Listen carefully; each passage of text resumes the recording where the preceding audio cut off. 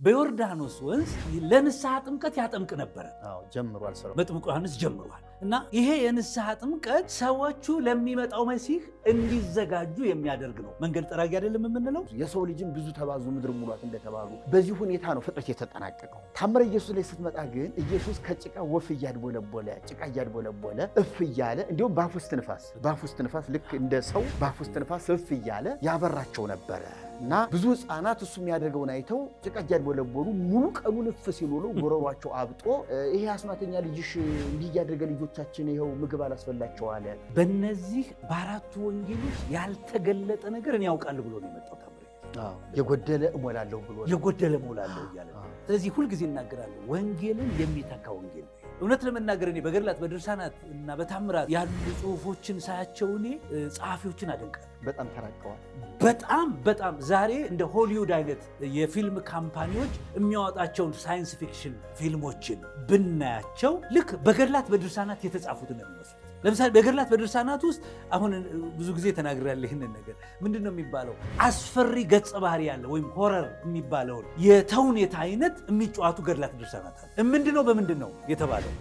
ደም ሳይፈስ ስርየት የለም እኮ ተብሏል። እና በጥምቀት እንዴት እንድናለን ወዳጅ? ደም ሳይፈስ ስርየት የለማ። በጥምቀት የምትድን ከሆነ የደም መፍሰስ ዋጋው ምንድን ነው ለነሱ?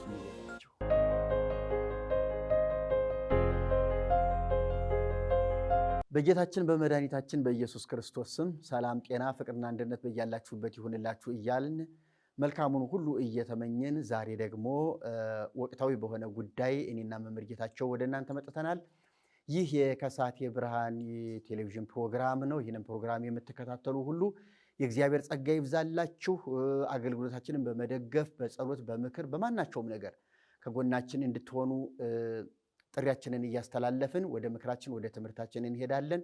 ልዩ ልዩ ጥያቄዎችና መልእክቶች ቢኖራችሁ ከግርጌ በተቀመጠው የሐሳብ መስጫ ወይም ደግሞ አስተያየት መስጫ እዚያ ላይ መጽሐፍ ማስቀመጥ ትችላላችሁ። ወይም ደግሞ በተቀመጡት ስልክ ቁጥሮች ደውላችሁ ማነጋገር ትችላላችሁ። እግዚአብሔር ይባርካችሁ። ዛሬ ከፊት ለፊታችን በሚከበረው ደማቁና ታላቁ በዓል ጥምቀት በዓል እሱን በተመለከተ እንነጋገራለን። እና ጥምቀት እንግዲህ ምን ሐሳቦች አሉት?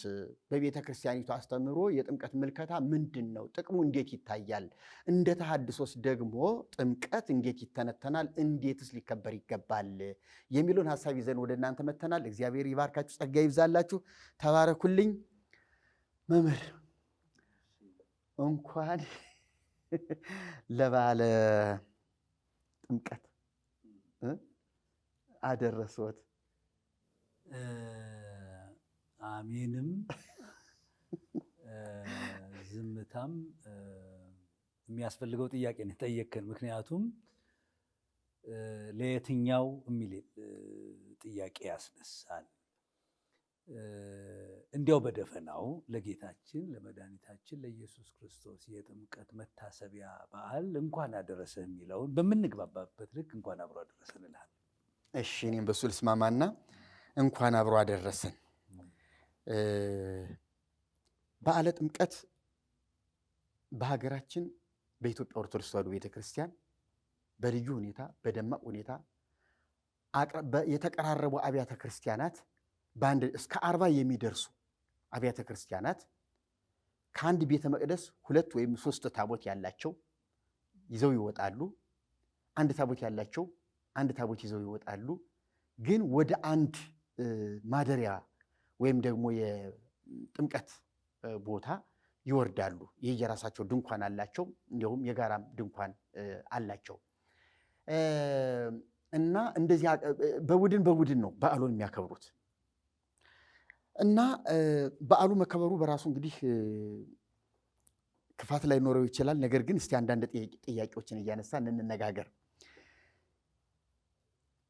ምንም እንኳን ጌታችን ኢየሱስ ክርስቶስ ጥር 11 የተጠመቀበት ቀን ነው ተብሎ በኢትዮጵያ የዘመን አቆጣጠር ራሷ ቤተክርስቲያኒቱ ባታምንም ብቻ ጥር 11 ቀን የጥምቀት በዓል እንዲሆን በቤተ ክርስቲያኒቱ ሊቃውንት ተወስኖ እየተከበረ ያለ በዓል ነው። ታዲያ የጌታ መጠመቅ ለአማኞች የሚሰጠው ጥቅም በ30 ዓመቱ ነው የተጠመቀው። ይህንን ነገር እንደው ብዙ ሰዎች ግር ይላቸዋል። እንደውም አንዳንዶቹ ለምንድን ነው በ30 ዓመቱ ተጠምቆ በ30 ዓመት ሰዎች የማይጠመቁት? ይሄ አንድ ስርዓት መመሪያ አይደለም ወይ የሰጠን ብለው የሚሉ ሰዎች አሉ። ይሄ ኢየሱስ ክርስቶስ ጥምቀትን ለደህንነታችን እኛን ለማዳን የተጠመቀው ጥምቀቱ እኛን ሊያድነን ነው። ስለዚህ በጥምቀቱ አድኖናል። እንዲያውም መምህር በሰፊው እንድታበራራ የምፈልገው እንደው ትምህርት እንድትሰጥበት የምፈልገው ዲያብሎስ አዳምና ሔዋንን ከገነት ካስወጣ በኋላ መከራ ጨለማ ጸናባቸው ተብሎ ይተረካል። ጨለማ ጸናባቸውና ከዚያ በኋላ ሂዶ ይህን ጨለማ ላቅልልላችሁ በአንድ ነገር እንስማማ ብሎ አናገራቸው። ይሻሉት አዳም ገብሩ ለዲያብሎስ ሔዋን አመቱ ለዲያብሎስ ብሎ በድንጋይ ላይ ጽፎ እዚህ ላይ ፈርሙልኝ አላቸው። አዳም የዲያብሎስ ባሪያ፣ ሔዋን የዲያብሎስ ገረድ ተብሎ ተጽፎ በዚያ ላይ ሁለቱ ፈረሙ እና አንዱን በሲኦል ዲያብሎስ ደግሞ አንዱን በዮርዳኖስ ጥሎት ነበረ እና በዮርዳኖስ መጠመቁም አንዱ ከዚህ አንጻር ነው ብለው ሁሉ የሚናገሩት አለና ጌታችን የተጠመቀው በዮርዳኖስ ሰይጣን እዚያ ላይ ያስቀመጠው ሰነድ ውል ነበርና ያንን ለመደምሰስ ነው ሁሉ ብለዋል። እውነት የዳውን ደመሰሰው የሚል ደግሞ እዚህ መልእክታት ውስጥ አለው አይደለም? ከሱ ጋር አዛምዶ ይናገራሉ። እንደው መጀመሪያ እንትኑን እንውሰደውና በክብረ በዓላታችን እና የክብረ በዓላቱ ምክንያትን በኢትዮጵያ ቤተክርስቲያን ያለውን መልሰን እንመለሳለን ብዬ አስባለሁ። በመጀመሪያ የጌታችን የመድኃኒታችን የኢየሱስ ክርስቶስ ጥምቀት መታሰቢያ በዓልን አስመልክቶ ትንሽ ልናገር ብዬ ነው። በመጀመሪያ እንደው ሁለት ፍትጊያዎች አሉ። በዓል ማክበር በዚህ በልደት ጊዜ አንስተነው ነበር። በዓል ማክበር ኃጢአት ነውና በዓል ማክበር ጥሩ ነው የሚሉ ሁለት ቡድኖች አሉ በክርስቲያኑ ዓለም ውስጥ።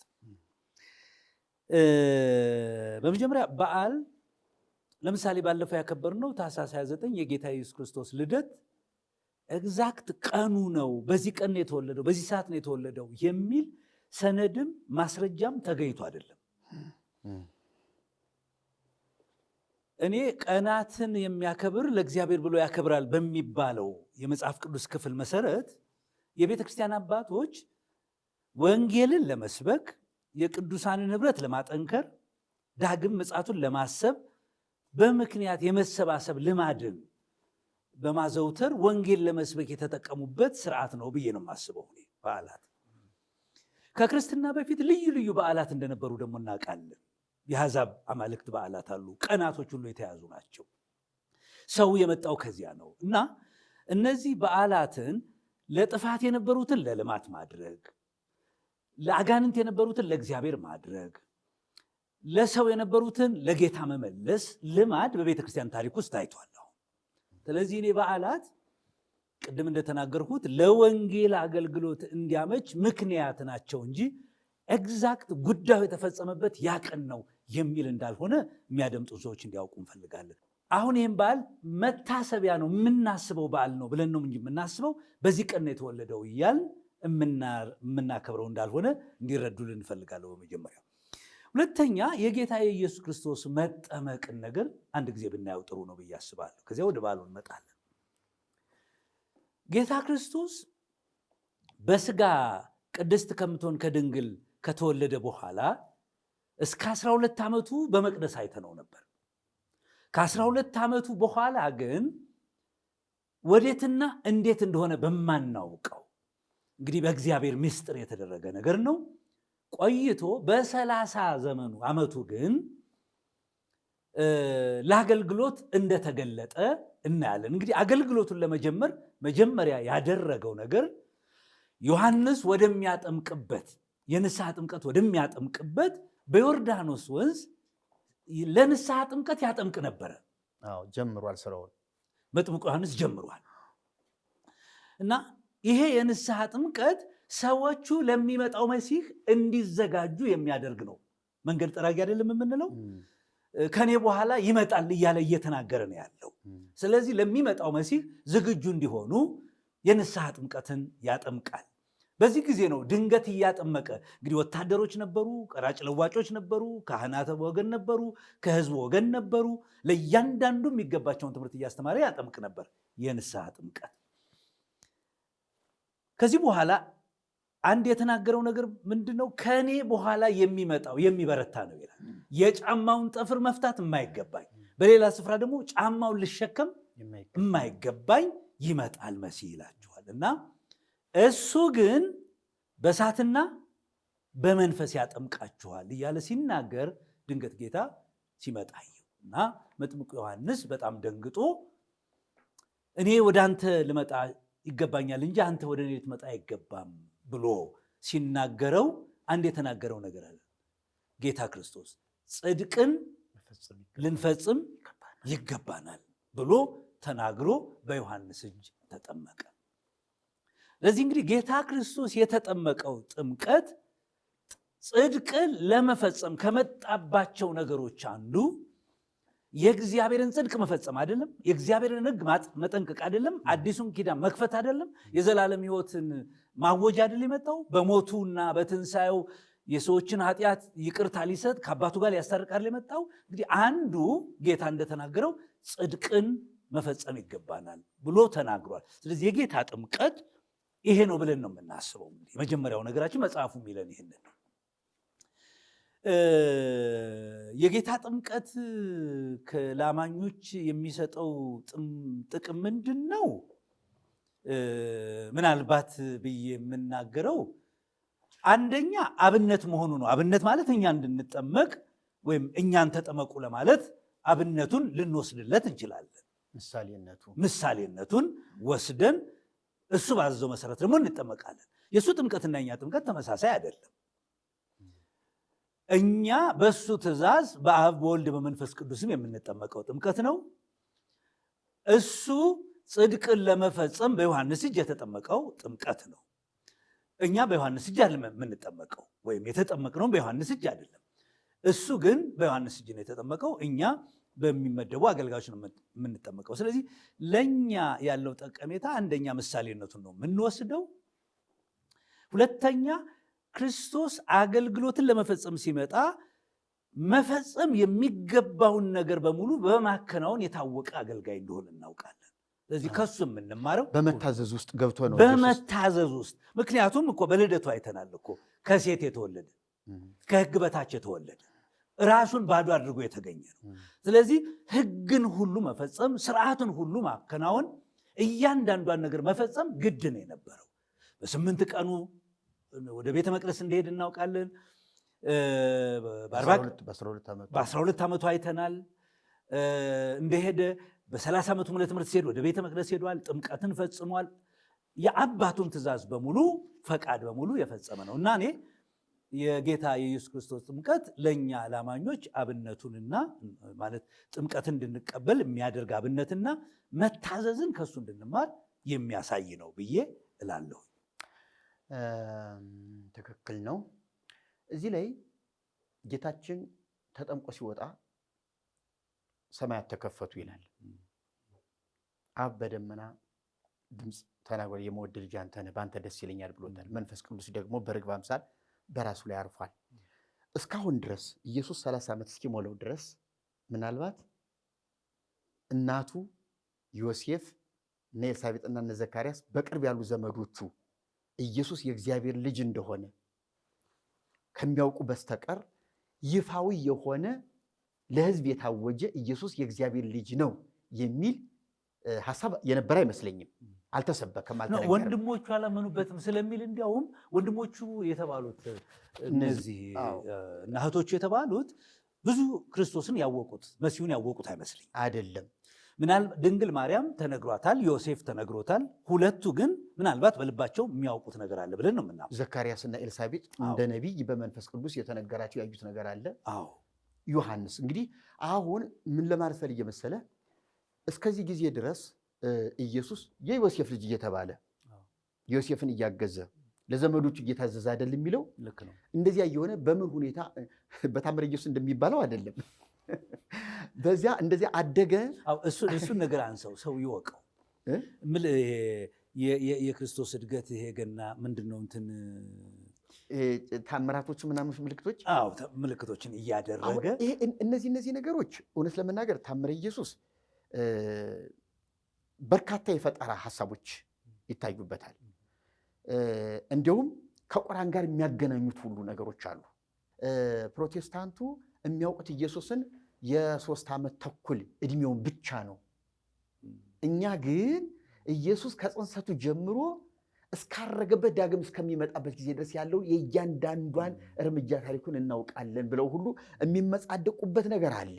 ይሄ ከታምረ ኢየሱስ ላይ ነው ያለ እና ከዚህ ታምረ ኢየሱስ ላይ ደግሞ አይሁዳውያንም ቢሆኑ ክርስቲያን የሚባለው ዓለም የሚስማመው በስነ ፍጥረት ታሪክ እግዚአብሔር ከመጀመሪያው ቀን ጀምሮ እስከ 6ኛው ቀን ድረስ ፍጥረትን ፈጥሮ እንደጨረሰ ይናገራል። ከዚያ በኋላ ሁሉ በያለበት ዘሩ እንደየወገኑ በዚያው እንዲባዛ፣ እጽዋቱ ሁሉ እንስሳቱ በያሉበት እንዲባዙ፣ የሰው ልጅም ብዙ ተባዙ ምድር ሙሏት እንደተባሉ በዚህ ሁኔታ ነው ፍጥረት የተጠናቀቀው።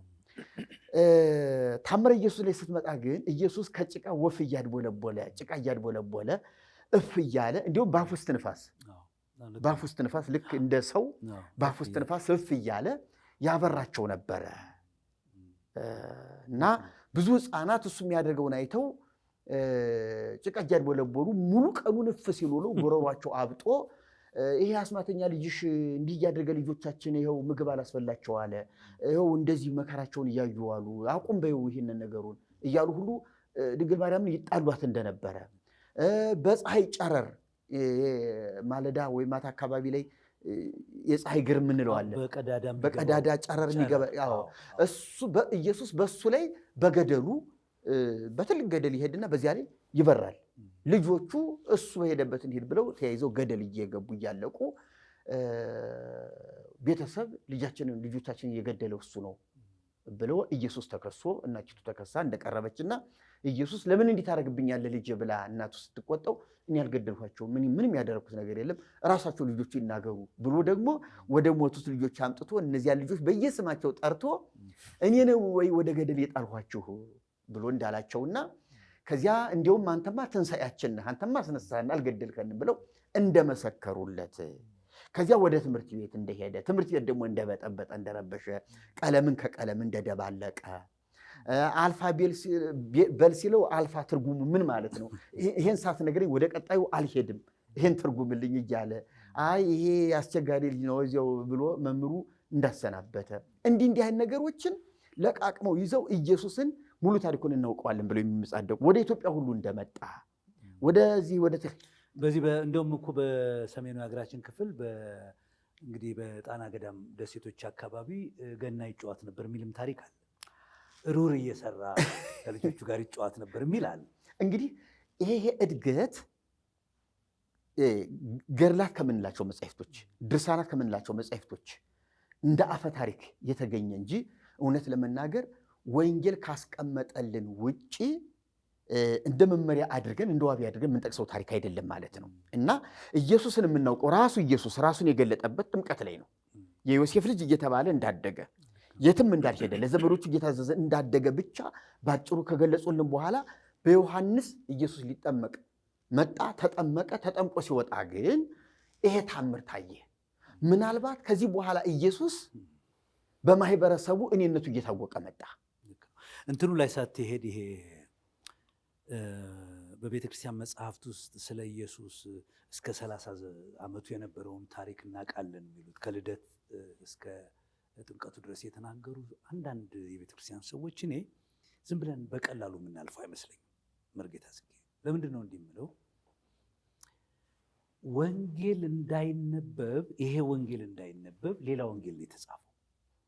ታምረ ኢየሱስ ሌላ ወንጌል ነው። ለምንድን ነው ሌላ ወንጌል? በእነዚህ በአራቱ ወንጌሎች ያልተገለጠ ነገር እኔ ያውቃለሁ ብሎ ነው የመጣው ታምረ ኢየሱስ። የጎደለ እሞላለሁ ብሎ የጎደለ እሞላለሁ እያለ ነው የመጣው። ስለዚህ ሁልጊዜ እናገራለሁ፣ ወንጌልን የሚተካ ወንጌል ነው። ልብ በል፣ እነዚህ ወንጌሎች ለሕይወታችን የሚጠቅመውን መልእክት ይዘውልናል። ራሱን ብሏል እኮ ወንጌሉ ላይ ዮሐንስም 2 ጊዜ ያህል በ20 እና በ21 ምዕራፉ ላይ ኢየሱስ በደቀ መዛሙርቱ ፊት ብዙ ነገር እንዳደረገ ነገር ግን ኢየሱስ ክርስቶስ እርሱ የእግዚአብሔር ልጅ እንደሆነ አምናችሁ ሕይወት እንዲሆንላችሁ ይህ ተጽፏል ነው ያለው። ሕይወት የሚሆንልን ከተጻፈ ወንጌላውያኑ በዚህ ልባቸው አርፎ ነው ለኛም። ስለዚህ አሁን ይሄ የጎደለ መጽሐፍ ነው ብሎ ለመናገር እንዲችሉ አድርጓቸዋል። አዎ ይሄንን ልክ ነው። ይሄ ጎደሎ መጽሐፍ ነው እኛ ጋር ነው ሙሉ ያለው ብለው ሰው ከአራቱ ወንጌል ይልቅስ ታምረ ኢየሱስ ጋር እንዲሄዱ ነው የሚያደርገው። የመጀመሪያው ይሄ ነው። ሁለተኛ ይኸውልህ መልእክታትን የሚተካ መልእክት ጽፈዋል። ለምሳሌ ገድላትን ለምሳሌ የሐዋርያት ሥራን የሚተካ ሌላ የሐዋርያት ሥራ ጽፈዋል። ገድላት፣ ድርሳናት፣ ታምራት የምንላቸው እኮ ይሄንን እውነተኛውን ገድል የሚተኩ መጽሐፍቶች ናቸው።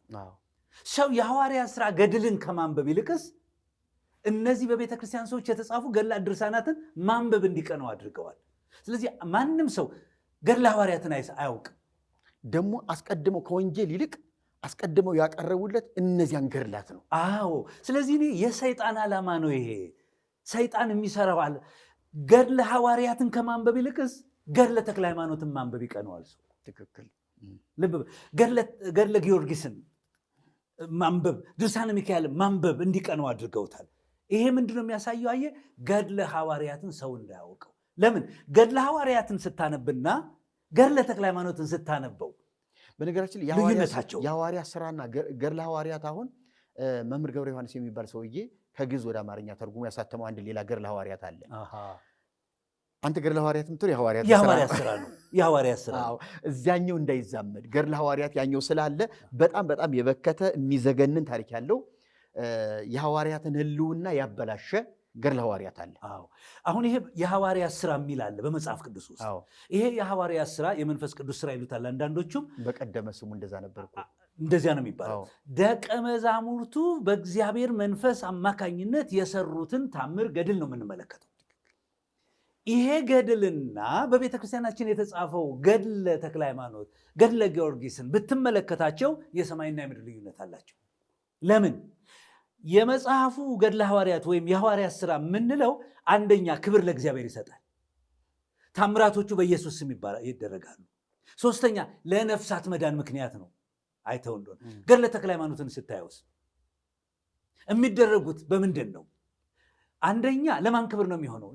ለተክለ ሃይማኖት ነው ክብሩ። የሚሞገሱት የሚነግሱት እሳቸው ናቸው። አይተው እንደሆነ በእኛ ቤተክርስቲያን መጽሐፍ የሚጻፉ ገድላቶች በሙሉ በማን ስም ነው የሚደረጉት? በቅዱሳን፣ በጻድቃን፣ በሰማዕታት ነው አይደለም ታምራቶች የሚደረጉት።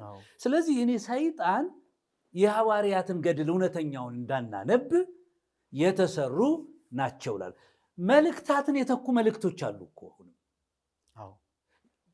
እዚህ መጽሐፍ ቅዱስ ውስጥ ያሉ መልእክቶች በሙሉ ቅድም እንዳልኩት ጌታ ክርስቶስን ለማክበር ነው አይደለም የተጻፉት። የቤተ ክርስቲያንን ስህተት ለማረም ነው አይደል የተጻፉት። ሌሎችስ በቤተ ክርስቲያናችን የሚገኙ መልእክታት ምን አይነቶች ናቸው ብለን? ስህተት ማወፈር ነው። ስህተት ማወፈር፣ ወንጀል ማወፈር ነው የሚሉት። ስለዚህ እኔ እነዚህ ራእይን የሚተካኩ ራእይ ተጽፏል አይደለም? ፍካሬ ኢየሱስ፣ ራእይ ማርያም የምንላቸው ይሄኛውን ራእይ እንዳናነብ የሚያደርጉ ናቸው። ስለዚህ በጥቅሉ የመጽሐፍን እውነት ለማስካድ የተካሄዱ ናቸው። ወደዚህ ወደኛው ስንመጣ ጥምቀቱ ላይ ጌታ ክርስቶስ በተገለጠበት ጊዜ ያየነውና የሰማነው ቅድም ያደረግከው እኔ ብናወጣና ብናነበው የማቴዎስ ወንጌል ምዕራፍ 3 ላይ በግልጽ የሚያሳየንን ነገር እንመልከት። ያወጥቻለሁ ያነባዋለሁ። እሺ፣ የማቴዎስ ወንጌል ምዕራፍ 3 ላይ አጠር ያለች ምዕራፍ ናት። ፈጠን እያደረኩ አነባዋለሁ።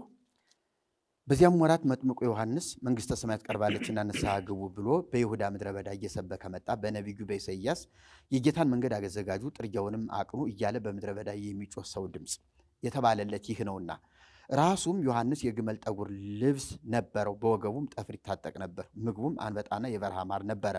ያን ጊዜም ኢየሩሳሌም፣ ይሁዳም ሁሉ በዮርዳኖስም ዙሪያ ያለ አገር ሁሉ ወደ እርሱ ይመጡ ነበር። ኃጢአታቸውንም እየተናዘዙ በዮርዳኖስ ወንዝ ከእርሱ ይጠመቁ ነበር። ዳሩ ግን ከፈሪሳውያንና ከሰዱቃውያን ብዙዎች ወደ ጥምቀቱ ሲመጡ ባየ ጊዜ እንዲህ አላቸው፣ እናንተ የእፉኝት ልጆች ከሚመጣው ቁጣ እንድትሸሹ ማን አመለከታችሁ? እንግዲህ ለንስሐ የሚገባ ፍሬ አድርጉ፣ በልባችሁም አብርሃም አባት አለን እንደምትሉ አይምሰላችሁ። እላችኋለሁና ከነዚህ ድንጋዮች ለአብርሃም ልጆች ሊያስነሳለት እግዚአብሔር ይችላል። አሁንስ ምሳር በዛፎች ስር ተቀምጧል። እንግዲህ መልካም ፍሬ የማያደርግ ዛፍ ሁሉ ይቆረጣል፣ ወደ እሳትም ይጣላል። እኔስ ለንስሐ በውሃ አጠምቃችኋለሁ። ጫማውን እሸከም ዘንድ የማይገባኝ ከእኔ በኋላ የሚመጣው ግን ከእኔ ይልቅ ይበረታል። እርሱ በመንፈስ ቅዱስ በእሳትም ያጠምቃችኋል። መንሹም በእጁ ነው፣ አውድማውንም ፈጽሞ ያጠራል፣ ስንዴውንም በጎተራው ይከታል፣ ገለባውን ግን በማይጠፋ እሳት ያቃጥለዋል። ያን ጊዜ ኢየሱስ በዮሐንስ ሊጠመቅ ከገሊላ ወደ ዮርዳኖስ መጣ። ዮሐንስ ግን እኔ በአንተ ልጠመቅ ያስፈልገኛል፣ አንተም ወደ እኔ ትመጣለህን ብሎ ይከለክለው ነበር። ኢየሱስም መልሶ አሁንስ ፍቀድልኝ፣ እንዲህ ጽድቅን ሁሉ መፈጸም ይገባናልና አለው። ያን ጊዜ ፈቀደለት። ኢየሱስም ከተጠመቀ በኋላ ወዲያው ከውሃ ወጣ። እነሆም ሰማያት ተከፈቱ፣ የእግዚአብሔርን መንፈስ እንደ ርግብ ሲወርድ በእርሱ ላይም ሲመጣ አየ። እነሆም ድምፅ ከሰማያት መጥቶ በእርሱ ደስ የሚለኝ የምወደው ልጄ ይህ ነው አለ። እንግዲህ አሁን የምናከብረው የጥምቀት በዓል መከበሩን እኛ ብዙ የምንቃወም አይደለንም። እንደምታውቀው አንቃወምም። እኛ የምንቃወመው በዓሉ ቅዱስ ቃሉ ላይ ባየነው ሁኔታ መልክና እውነት ነው ወይ የሚል ነው። አሁን በዚህ ጥምቀት ውስጥ የምንመለከተው ሶስት ነገሮችን ላንሳ። የመጀመሪያ ነገር መጥምቁ ዮሐንስን ነው የምናገኘው። ሁለተኛ በመጥምቁ ዮሐንስ እጅ የተጠመቁትን ሰዎች ነው የምናገኘው።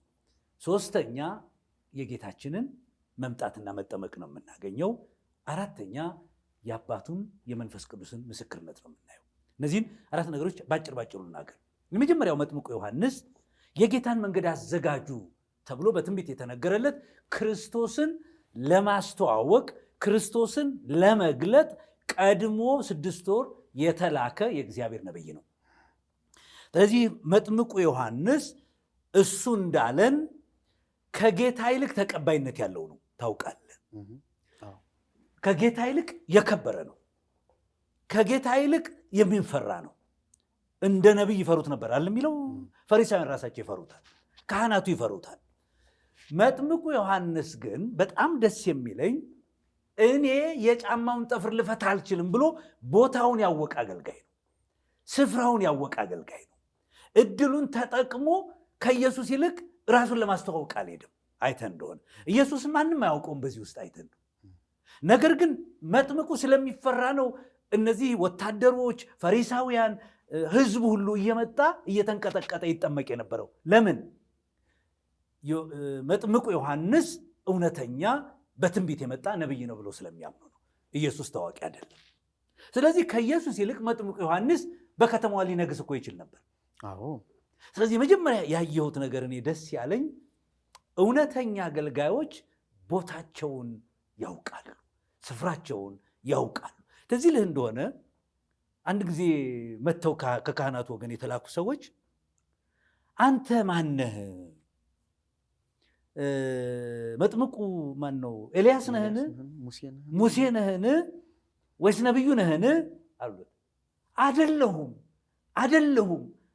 እያለን የመለሰው። ስፍራውን ያወቀ አገልጋይ እግዚአብሔርን አስከብሮ ነው የሚያልፈው። አይደለሁም ማለት ታዲያ ምንድን ነህ አሉት። እኔ በምድረ በዳ የሚጮህ ሰው ድምፅ ነኝ። ስፍራ ይሄ ነው። አይደለሁም ነብይ አይደለም ወይ ይሄ ሰው ነው። ነገር ግን ነብይነቱን ነኝ ተልኬ ነው ብሎ ቢል ልክ ሊያነክሱት እንደወደዱ እናያለን። ነገር ግን እሱ ዝቅ ብሎ ኢየሱስን ማክበር ፈልጎ ነበር። ሁለተኛ የምናየው ከመጥምቁ ዮሐንስ ከሱ ይልቅ ኢየሱስ እንዲታወቅ ይሰራ የነበረ ነው። ለምንድን ይህን የምለው? ወደኛ ሀገር በዓል ስንመጣ ሚስጥሩን ለማውጣት ፈልጋለሁ። እና መጥምቁ ዮሐንስ ራሱን ዝቅ አድርጎ ኢየሱስ ጎልቶ እንዲሰማ የኢየሱስ መልእክት እንዲታወቅ ያደርግ ነበረ። አይተን እንደሆነ እኔ አላቸው ሲያወዳድር የጫማውን ጠፍር መፍታት አልችልም፣ መሸከምም አልችልም። ምን ማለት ነው? ዝቅተኛውን የመጨረሻውን ቦታ ነው የያዘው። ኢየሱስን ሊያልቀው ነው፣ በህዝቡ ፊት እያላቀው ነው። ቆይ እንጂ የሚገርም ነገር እኔ አሁን የጫማን ጥፍር መፍታት የመጨረሻ ትንሽነት ነው። አዎ ግን ይሄንንም አልችልም ነው የሚለው። በቃ መንካት አልችልም፣ ተሸከምልኝ ቢለኝ እንኳን መሸከም የምችል አይደለሁም እኔ። እንግዲህ ይሄ ታላቅ ነብይ ነው፣ ልብ በል። አዎ በእግዚአብሔር በትንቢት የመጣ ነብይ ነው። ምንድን ነው አየህ መታየት ያለበት? እውነተኛ አገልጋዮች ኢየሱስን ማላቅ ነው የሚገባቸው፣ ራሳቸውን መሰወር ነው የሚገባቸው። በእውነት ሁላችንን እግዚአብሔር ይርዳል። መጥምቁ ዮሐንስ ምንድን ያለው? እኔ ላንስ እሱ ግን ሊልቅ ይገባል ነው የሚለው። ከመጥምቁ ዮሐንስ የምንማረው እኔ እንደው ይሄን ጥምቀት ስናስብ ራሱ ከመጥምቁ ዮሐንስ የምንማር ከኢየሱስ ብቻ አይደለም። ከመጥምቁ ዮሐንስ ራሱን ዝቅ አድርጎ ኢየሱስን ከፍ ያደረገ ነው። ኢየሱስ እኮ በእነዚህ ሰዎች ተንቋል እኮ፣ ማንም ሰው አልተቀበለውም። ታውቅ እንደሆነ በሶስተኛ ደረጃ የምናየው መጥምቁ ዮሐንስ ስራውን ሲፈጽም ለንስሐ ፍሬ አድርጉ እያለ ነገራቸው። ስለዚህ ቀራጮች፣ ለዋጮች እየመጡ ይጠመቁ ነበር። መዳንን ይናፍቁ ነበር፣ መጽደቅን ይናፍቁ ነበር። እና ምን አለ? እኔ በውሃ ነው ማጠምቅ። እኔ በውሃ ነው ማጠምቅ። የሚመጣው ግን አሁንም ይጠቁማል፣ የሚመጣው ግን በእሳትና በመንፈስ ነው የሚያጠምቀው። ስለዚህ መጥምቁ ዮሐንስ የራሱን አገልግሎት ዝቅ አድርጎ የኢየሱስን አገልግሎት ከፍ ያደርጋል። በመንፈስና በእሳት ያጠምቃችኋል ብሎ ኢየሱስን ከፍ እያደረገ ነበር። እና ኢየሱስን ከፍ ያደረገውን ኢየሱስ መጥቶ ከፍ አላደረገው? አዎ መጥቶ በፊት እኮ ተንበረከከ። መጥቶ እኮ በሱ እጅ ሊጠመቅ መጣ። ኢየሱስን ያላቁትን ሰዎች እግዚአብሔር ያከብራቸዋል። ትልቅነቱን አስመሰከረለት። ትንሽ ነኝ ብሎ ነበር ዮሐንስ። ትልቅነቱን ግን ኢየሱስ መጥቶ ተጠመቀ። ከዚያ የምንመለከተው ምንድን ነው? ኢየሱስ ከጥምቀት ሲወጣ አብ ከሰማይ ድምፅ ላከ፣ መንፈስ ቅዱስ በርግብ አምሳል በሱ ላይ ወረደ። ሁለት ነገሮችን እናያለን ከዚህ። አንደኛ ነገረ ሥላሴ ይገልጣል ይላሉ የመጽሐፍ ቅዱስ ሰዎች። ነገረ ሥላሴ የተገለጠበት አንዱ ክፍል የጌታ ጥምቀት ነው። አባቱ ከሰማይ ድምፅ አውጥቶ የምወደው ልጄ ይህ ነው እርሱን ስሙት ብሎ ተናገረ። አይ ቲንክ ኦንሊ ጂሰስ የሚባሉ ናቸው መሰለኝ። አብም ወልድም አንድ ነው፣ አብ ወልድ ነው፣ ወልድ አብ ነው ብለው የሚናገሩ ሰዎች ሥላሴነትን አይቀበሉም። እኔ እንደው እዚህ ቦታ ላይ እኔና እሱ ይህና ያ ብሎ እየተናገረ ነው ያለው አብ እንጂ አሁን ኢየሱስ እየተናገረ አይደለም። አሁን በዚህ ቦታ ላይ ስለሱ የሚናገር ሌላ አካል እያየን ነው፣ አይተን ነው። ኢየሱስ ውሃ ውስጥ ተጠምቆ ነው የወጣው። ኢየሱስ ተናገረ፣ አፉን ከፍቶ አይልም። አንድ ሌላ ድምፅ ከሰማይ ነው የመጣው። ሰማይ ደጆ የተከፈቱ ነው የሚለው። ሁለተኛ ይሄ ነገር እንኳን እንደው ዝም ብሎ በምናብ ነው ብለን ብንል መንፈስ ቅዱስ በርግብ አምሳል አይደል፣ እንደ እርግብ በሱ ላይ ምን አለ ወረደ ይላል። ስለዚህ አሁን በርግብ አምሳል የመጣ ወይም እንደ እርግብ የወረደ ደግሞ ሌላ አካል አለ ማለት ነው። እሺ ያ ድምፅ ምናብ ነው ወይም በልቡን የተናገረው ብለን ብንል በእርግብ አምሳል መጥቶ የወረደው ማለት ነው። ስለዚህ ነገረ ሥላሴ የታየበት አንዱ ነው። ሁለተኛ ይሄ ዮሴፍ ቤት ያደገ ከድንግል በሥጋ የተወለደ ወንድሞቹ እህቶቹ የተባሉት በመልአኩ ገብርኤል እንደተናገረው ከአንቺ የሚወለደው ቅዱስ የእግዚአብሔር ልጅ ይባላል ብሎ ከልደቱ ጀምሮ የነበረውን ተናግሮ ወንድሞቹ ያላወቁትን አገር ያላመነውን አሁንም እግዚአብሔር መስክሮ ልጄ ነው ብሎ የተናገረለት ነው። ይሄን ልጄ ነው የሚለውን ሰይጣንም እንደሰማ እናውቃለን አይደለም? ሰይጣንም እንደሰማ እንደተረዳ እናውቃለን። እና የጌታችን ጥምቀት እኔ እንዲህ ነው የምመለከተው። ነገረ ሥላሴን ያየንበት ነው። የእግዚአብሔር ልጅነቱ በድጋሚ የተመሰከርንበት ነው። ከልደቱ ቀጥሎ አስቀድሞም ሳይመጣም የእግዚአብሔር ልጅ እንደነበረ እናውቃለን። በሥጋ የተወለደውም የእግዚአብሔር ልጅ ነው ብለን የምንለው ነው። እና ትክክለኛው የጥምቀቱ ስነ ስርዓት ይሄንን ይመስላል ብዬ ነው የማስበው። መልካም። እስቲ እንዲሁ አጠር አድርገህ ምን እንደምትል አላውቅም። በዮርዳኖስ ሄዳ ደብዳቤ ተቀብሮ ነበር ብለህ ታምናለህ? ዲያብሎስ አንጥቶ ቀርቅሮ እዚያ ውስጥ ደብቆት እንደሆነ ትንቢቱን ለመፈጸም ወይም ደግሞ ያንን ነገር ለመደምሰስ ሆን ብሎ በዓላማ ወደዚያ መጣ የሚል አመለካከት አለ። እውነት ያንን ሰነድ በመሰባበር ነው አዳም ነፃ ወጣው ማለት የሚቻለው? ሆኗል ወይ? ለነገሩስ አዳም በሔዋን መታለል ምክንያት አብሮ በመተባበሩ ኃጢአት ወደ ዓለም እንደገባ እናውቃለን።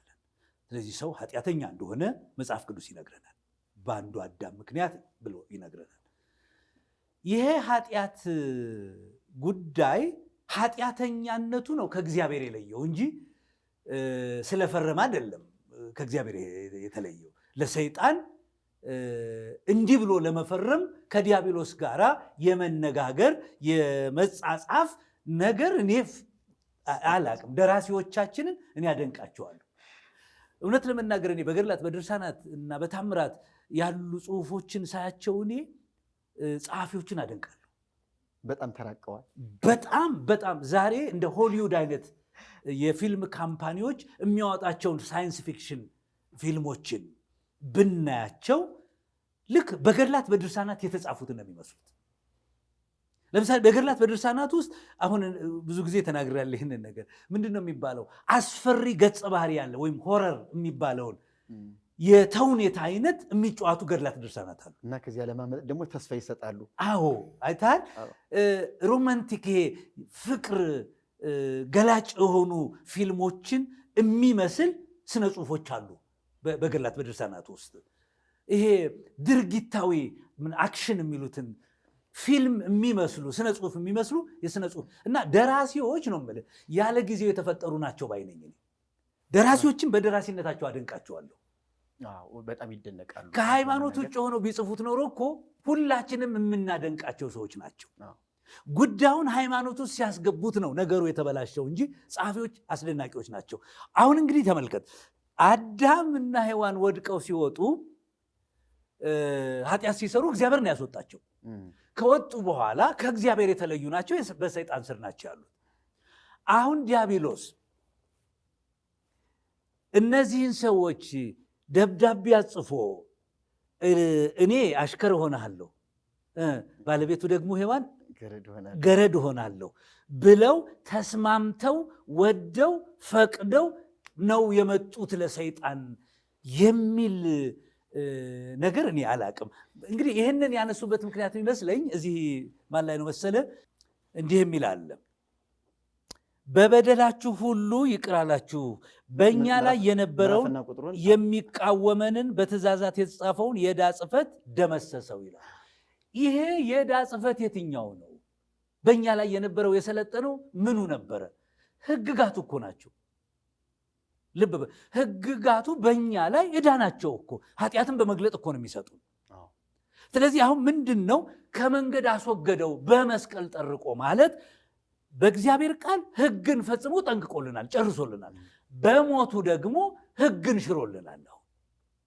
ስለዚህ የአድርግና አታድርግን ሕግ በጸጋ ወንጌል መተካትና ማስቀረት ነው። በጸጋ ወንጌል ከመንገድ ተወገደ ማለት እኮ ሕጉን ሳይፈጽም ስፍራውን ለቀቀ።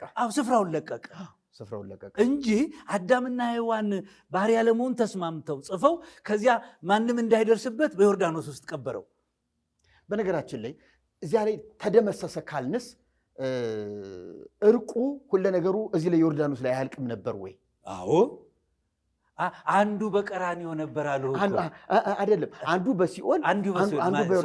እዚያማ በሲኦል ነው ለካ። አንዱ በሲኦል ነው፣ አንዱ በዮርዳኖስ ነው። ቀራንዮ ላይ ደግሞ መልአከ እግዚአብሔር አዳም ሲሞት የአዳምን አስከሬን ቀራንዮ አስቀምጦት ነበር እና ጌታችን እግር በእግር እየተከታተለ ነው ማለት ነው ስራዎችን የሰራቸው። እሺ መልካም። እሺ ስለዚህ እኔ ምንድን ነው እንዳልኩት ጸሐፊዎቻችን ተጠብበውበታል፣ ተራቀውበታል። ነገርየውን ጎድሏል ብለው ለመሙላት አስበዋል። ነገር ግን መጽሐፍ የሚለን እንደዚህ ነው። በዮርዳኖስ ሄዶ ኃጢአታችንን አስወገደ፣ ዕዳችንን አስወገደ። በሲኦል ሄዶ ኃጢአታችን አስወገደ፣ በደላችን አስወገደ የሚል ጽሑፍ የለንም። መጽሐፍ ቅዱስ የሚለው በመስቀል ላይ ተሰቅሎ በመስቀል የተሰቀለ የተረገመ ነው እንደተባለ ሁሉ እርግማናችንን በመስቀል ላይ ነው ያስወገደልን። ስለዚህ እኔ እንደው አባቶቻችን ለምን የተጨመረውን አጉልቶ መስበክ እንደሚፈልጉ የተጻፈውን ለምን ከተጻፈው አትለፍ ይላል እኮ ነው። ግን ምን መሰለህ አንዱ ችግር እንግዲህ ወይ በሀገራችን ይሁን በሌሎችም ዓለማት ማህበረሰብ ዘንድ ያለ ይሁን አይታወቅም፣ ያኛው ከሰራው ይልቅ አንተ ለተጠነቀቅለትና ለተጠበብህለት አንተ ዋጋ ለከፈልክለት ነው ብዙ ጊዜ እውቅና መስጠት። ብዙ ሰው እንደዛ ነው እንትን የሚለው የራሱ ነው ማድረግ የሚፈልገው። እና ጌታችን በጸጋ ዳን ሲል እንዲህ በስራ ብሎ የራሱን እርምጃ ወደ ራሱ ነው የሚያደርገው ነገሩን ሁሉ። እና ሰው ሁልጊዜ ራሱ ላደረገው ነገር ዋጋ መክፈል ይፈልጋል።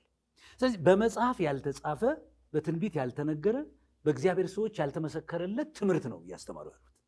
አዎ ቅዱሳን ሰዎች ተነድተው ያልጻፉት ነው። አዎ እንግዲያስ የማቴዎስ ወንጌል ምዕራፍ 15 ይሄን ይደግፈናል። የሰው ትምህርት እያስተማሩ በከንቱ ያመልኩኛል። ስለዚህ እነዚህ ሰዎች ያልተጻፈ እያስተማሩ ኃጢአታችን የተደመሰሰው ዮርዳኖስ ወንዝ ነው የሚል ትምህርት ከየት ነው ያመጡት? የዕዳችን ጽሕፈት የተደመሰሰው ዮርዳኖስ ውስጥ ነው። የዕዳችን ጽሕፈት የጠፋ አንደኛው ደግሞ ሲኦል ውስጥ ነው። እንዲህ ከሆነ የዕዳውን ጽሕፈት ለመደምሰስ ልብ በል ዮርዳኖስ ተጠመቀ፣ ግማሽ ኃጢአት ተወገደ።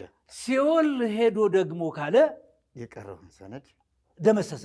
ምንድን ነው የሚሰራው? ሞቱ በመስቀል ላይ መሰቀሉ ምንድን ነው የሚሰራው?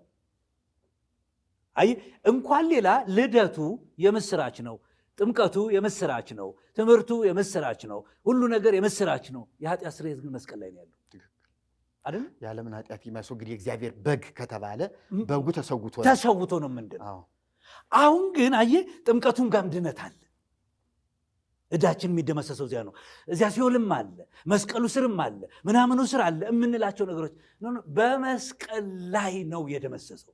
በመስቀሉ ጠርቆ ነው የሚለው። ይሄ በዮርዳኖስ ወንዝ ረግጦ አይልም፣ በመስቀል ጠርቆ ነው የሚለው። ስለዚህ ሞቱን ነው የሚናገረው። ስለዚህ ጥምቀቱ መገለጫው ነው፣ መገለጫ እንጂ ኢየሱስ ጥምቀቱ የእግዚአብሔር ልጅ ሆኖ ወደ ስራ የገባበት መገለጫው ነው። ሁለተኛ ጽድቅን ለመፈጸም ለማድረግ ጽድቅ ማለት እውነት አይደለም፣ እውነት መፈጸም ስላለበት እንጂ የዕዳ ጽሕፈቱ የተደመሰሰው እኔ እንደምለው ጽሕፈት የምንለው ከተግባባን በድንጋይ ላይ በምን የተጻፈ ታች ይሄ በአዳም የተጻፈ አይደለም። የተደመሰሰና የተሻረው በሞቱ ነው። ክርስቶስ አይደል የሕግ ፍጻሜ ሮሜ 10 እንደሚናገረው። ስለዚህ እኔ እንደው በዮርዳኖስ ነው ኃጢአት የተሰረየው ረግጦ ምናምን ነገር የሰው ትምህርት እያስተማሩ በከንቱ ማምለክ እንለዋለን። እሺ አንድ ነገር እዚህ ላይ ይነሳል። ዮርዳኖስ ተቀድሷል። በመጠመቁ ጌታችን ዮርዳኖስን ቀድሶታል። ጸበል ነው። ዛሬ ሁሉ እየተሄደ ብዙዎች ይጠመቃሉ፣ ይጠጣሉ። የዮርዳኖስ ጸበል አምጣልን እየተባለ ሰው ሁሉ ያመጣል፣ ይጠጣል። እንደ ፈውስ፣ እንደ መድኃኒት፣ እንደ ደህንነትም ሁሉ በቃ የ40 ቀን ሕፃን እንደመሆን ብዙ ነገር ነው እንግዲህ በእኛ ቤተክርስቲያን የሚቀደሰው። መስቀል ተቀድሷል፣ ቤተክርስቲያን ተቀድሷል ማለት ህንፃው ምንድነው የምንለው? በቃ የተወለደበት ብትል፣ የተጠመቀበት ብትል፣ ተራራው ታቦር ተራራ ምስጢር የገለጠበት ብትል፣ የተቀበረበትም ድንቅ ድንቅ ምልክቶች የተደረጉበት ቦታዎች ሁሉ ስፍራዎች ሁሉ ቅዱስ አሁን የሚጎበኙት ቅዱሳን መካናት። እኔ አሁን እዚህ ጋር እንደው ተጠንቅቀው ይስሙን እንጂ ኢየሩሳሌምም ያሉት አሁን መሬቶች በሙሉ ታሪካዊ ማስረጃነት እንጂ የመቀደስ ባህሪ የላቸው። በአዲስ ኪዳን ውስጥ ይኸውልህ ቅድስና ለሰው ነው አሁን የሚሰጠው። የመጀመሪያ ነገር በተለይ በደሙ የሚደረግ ቅድስና ነው የማወራው። አንድን ነገር አክብረ መያዝ ትችላለህ። እኔም ማወራው ከደሙ ጋር በተገናኘ የተቀደሱ ናቸው ብለን አሁን በአዲስ ኪዳን ውስጥ እንደሱ አይነት ስፍራ የለንም። በብሉይ ኪዳን ነበር። እዚህ ልህ እንደሆነ ጌታ መጥቶ አባቶቻችን በዚህ ቦታ ነው የምንሰግደው፣ አይ ከዚህ በኋላ በዚህ ቦታ በዚያ ቦታ የሚባል ስግደት የለም። ትዝ ይልሃል? ስግደት መንፈስ ነው፣ በመንፈስ ነው የሚሰገደው ለእግዚአብሔርም ብሎ የተናገረበት ቦታ አለው። አሁን እኔ ዮርዳኖስ ኢየሱስ ስለገባበት ተቀድሷል ካል ከዮርዳኖስ ምንጭ እስከ ሙት ባህር ድረስ ያለው ሙት ባህር የሚገባው ማለት ነው። እሱ ከተጠመቀበት አንስቶ ወደ ታች ያለው ፈሳሽ ውሃ ነው፣ ወንዙ ነው ጠቅላላ የሚቀደሰው። የገባበት ሜዲትራኒያን ባህር ራሱ አሁን እንዲህ እያል ዮርዳኖስም ቅዱስ ነው፣ ከዮርዳኖስ ጠጡ። ሙት ባህርም ቅዱስ ነው፣ ከሙት ባህር ጠጡ። እሱም ያድናል የሚለው ነው። እኔ በጌታ በኢየሱስ ክርስቶስም የሚገኘውን ፈውስ ለመጋረድ ጠላት የሰራው ስራ ነው። አንድን ነገር አንስተህ ልትጠቀምበት ትችላለህ። ለምሳሌ አንድ ላሳየው። አንድ ጊዜ ቅዱስ ቁርባን ይለወጣል ብለው አንድ አባት አስተማሩን። ልንገርህና ይሄን ነግሬ እንደው አላውቅም። እና አማናዊ ስጋ አማናዊ ደም ነው የሚሆነው። ስጋው ስጋ መለኮት፣ ደሙ ደመ መለኮት ነው የሚሆነው። ከዚያ አሁን ይሄ ምንድነው ስንላቸው እውነተኛ ምንድነው በቃ ትክክል ስጋው ትክክል ደሙ ነው ተለውጧል አሉ። በተለይ ይህችን ቃል አረሳል፣ ተለውጧል አሉ። ኦኬ አንድ ጥያቄ መጣብኝ። ህብስቱና ወይኑ ሲተርፍስ ምንድነው የሚሆነው አልናቸው። እሺ ምን አሉ? ሲተርፍ ምንድነው ስላቸው ዝም አሉ። ዲያቆናት ይጠጡታል፣ ዲያቆናት ይበሉታል ለማለት ፈሩ። ተረፈ መስዋዕቱ ተረፈ መስዋዕቱ ተርፎ ሲቀመጥ ምንድነው የሚሆነው አልናቸው። እንዲሁ ዲያቆናቱም ካህናቱም ብለው ባይጨርሱት ቢተርፍ ምንድነው የምንለው አልናቸው። ዝም አሉና አይ ጸሎተ ፍታት አድርገን እንመልሰዋለን አሉ። አይተ የሚገርምህ ግን ጸሎተ ፍታት አይደገምም። በእርግጥ ዝም ብሎ ወደ ቤተልሔም ተወስዶ ይቀጠላል። እሺ ነገር ለምን የሚቀጠለው? አይቀመጥም፣ አያድርም፣ ተርፎ አያድርም። እንዳይበላ አላልቃለ። ደግሞ ዘኬ ካለ ለዘኬው ሲባል እዚህ ላይ መጋፋት ብዙ አይፈልጉም። ስለዚህ ምንድነው የሚደረገው? ተረፈ መስዋዕቱን ወደ ቤተልሔም ያዘጋጀው ዲያቆን መጀመሪያ ጠቅለል አድርጎ ይወስድና ከዚያው ቤተልሔም ይሄ መስዋዕቱ የተሰራበት ምድጃ አለ አይደለ? ከዚያ ላይ በእሳት አቃጥሎ አመድ ያደርገዋል። አሁን እንግዲህ እዚህ ጋር ነው ይሄ የተለወጠው። ምናልባት አንዳንድ ካህናት ለጥንቃቄም ወይም ለፈሪሃ እግዚአብሔር ብለው ፍትሐ ዘወልድ ሊደግሙ ይችላል። ፍትሐ ዘወልድ እኮ የሚደገመው ለኃጢአተኛ ሰው ተብሎ ነው ሲጀመር። እኔ እሳቸው ያሉኝ ነው የምነግርህ። ምን ለማለት ፈልጌ ነው? ዮርዳኖስ ጌታ ሲመጣ ከቀደሰውና ከተባረከ ውሃ ልብ በል። አሁን ሁልጊዜ ቅዱስ ውሃ ነው ወይ? አሁን ልክ ጌታችን በውሃ ነው የተጠመቀው፣ በቅዱስ ውሃ አይደለም የተጠመቀው። አሁን እኛ ስንጠመቅ ልዩ ውሃ መርጦ አልተጠመቀም። ዮርዳኖስ ከሱ መወለድ በፊት ሲፈስ የነበረ ውሃ ነው። ዮሐንስ በዚያ ስለነበረ፣ አዎ